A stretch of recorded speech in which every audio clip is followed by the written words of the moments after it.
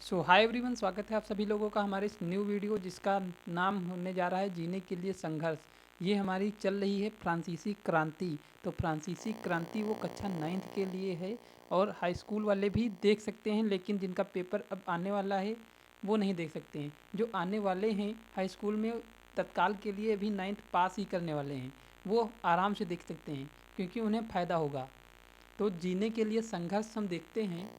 ये video France की जनसंख्या सन 1715 में 2.3 करोड़, इसका मतलब है कि 2.30 करोड़ थी, जो सन 1789 में बढ़कर 2.8 करोड़ हो गई। परिणामतः अनाज उत्पादन की तुलना में उसकी मांग काफ़ी तेज़ी से बढ़ गई। अब जब जनसंख्या बढ़ी है तो उसे खाने वाले जो अनाज जैसे खाते थे वो भी तो बढ़ गए हैं, पैदावार उतनी है। अधिकतर कामगार कारखानों में मजदूरी करते थे और उनकी मजदूरी मालिक तय करते थे, लेकिन मजदूरी महंगाई की दर से नहीं बढ़ रही थी। जैसे अपने यहाँ पर अब देखते हैं कि जिस हिसाब से महंगाई बढ़ रही है उसी हिसाब से मजदूरी भी बढ़ रही है, लेकिन वहाँ पर महंगाई तो बढ़ रही थी लेकिन मजदूरी जो है वो सिर्फ उतनी ही थी। फलस्वरूप अमीर गरीब की खाई चौड़ी होती गई। इससे जो है अमीर ज़्यादा अमीर हो रहे थे और गरीब ज़्यादा गरीब हो रहे थे। ये खाई जो होती है इनके बीच की जो गैप हो वो बहुत चौड़ी हो गई थी।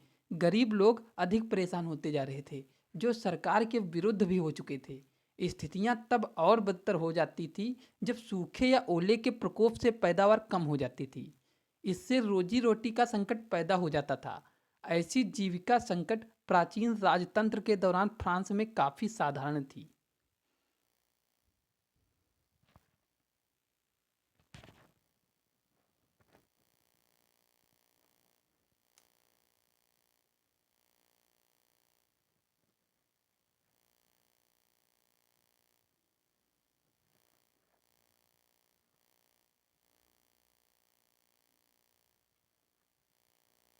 अब यहाँ पर देखिए जीविका का संकट कैसे उत्पन्न होता है। अब ये जो डायग्राम है उसे हम देखते हैं कि जीविका का संकट कैसे उत्पन्न होता है। फसल खराब, तो ये जो गैप दिख रहा है, अब गरीब गुरबा पाव रोटी नहीं खरीद पाएंगे। उसके फलस्वरूप क्या होगा, महामारी होगी। ये सब जीविका संकट का चक्र है। उभरते मध्य वर्ग ने विशेष अधिकारों की अंत की कल्पना की है। पहले भी कर बढ़ने एवं अकाल के समय किसान और मजदूर वर्ग विद्रोह कर चुके थे, परंतु उनके पास सामाजिक एवं आर्थिक व्यवस्था में बुनियादी परिवर्तन लाने के साधन एवं कार्यक्रम नहीं थे। ये जिम्मेदारी तीसरे एस्टेट्स के उन समूह ने उठाई जो समृद्ध और शिक्षित होकर नए विचारों का आदान प्रदान कर सके। 18वीं सदी में एक नए सामाजिक समूह का उदय हुआ जिसे मध्य वर्ग कहा गया। अब यहाँ से क्वेश्चन बन सकता है कि 18वीं सदी में एक नया सामाजिक समूह उदय हुआ, उसका सर नाम क्या है? तो सर उसका नाम है मध्य वर्ग। इसका नाम है मध्य वर्ग, जो फैलते समुद्र पारीय व्यापार और ऊनी तथा रेशमी वस्त्रों के उत्पादन के बल पर संपत्ति अर्जित कर रहे थे। ऊनी और रेशमी कपड़ों का या तो निर्यात किया जाता था, मतलब खरीदा जाता था, या समाज के समृद्ध लोग उसे खरीद लेते थे।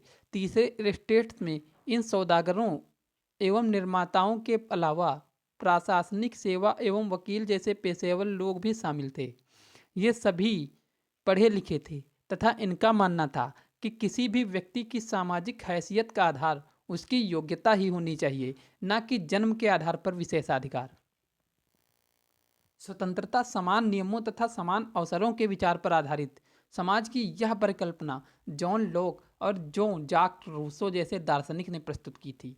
अपने ट्रू टीटा जेज ऑफ गवर्नमेंट में लॉक ने राजा के दैवी और निरंकुश अधिकारों के सिद्धांत का खंडन किया था। रूसो ने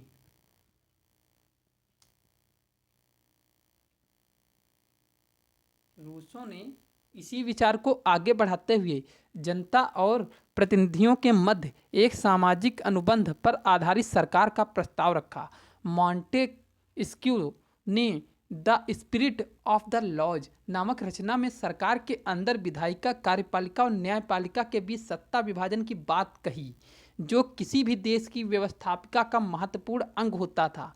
जब संयुक्त राज्य अमेरिका ने 13 उपनिवेशों से ने ब्रिटेन से स्वयं को स्वतंत्र घोषित कर दिया, तब वहाँ दार्शनिकों ने इन विचार पर काफ़ी हाउस और सैलोन की गोष्ठियों में गर्मा गर्म बहस हुआ करती और पुस्तकों एवं अखबारों के माध्यम से इनका व्यापक प्रचार प्रसार हुआ। पुस्तकों एवं अखबारों को लोगों के बीच जोर जोर से पढ़ा जाता था, जिससे कि अनपढ़ भी उन्हें समझ सके।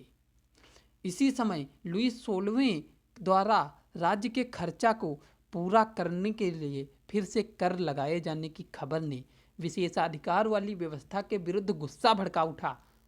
जनता ने उग्र रूप धारण कर सरकार के विरुद्ध आंदोलन किया, जिसे क्रांति का रूप धारण कर लिया। अब ये क्रांति की शुरुआत हम आपको कल बताएंगे, तो अगर आपको पीडीएफ चाहिए तो कमेंट करके बता देना, हम आपको अपना लिंक दे देंगे टेलीग्राम ग्रुप का, उसमें आपको पीडीएफ मिल जाएगी, या फिर हो सकता है पिन मिले आपको कमेंट में। धन्यवाद।